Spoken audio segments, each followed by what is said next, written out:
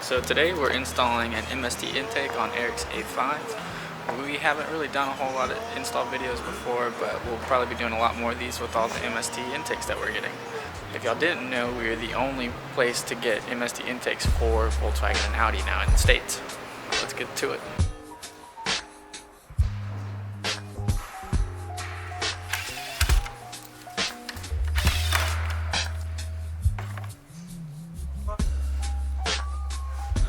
This is just that clamp that comes undone.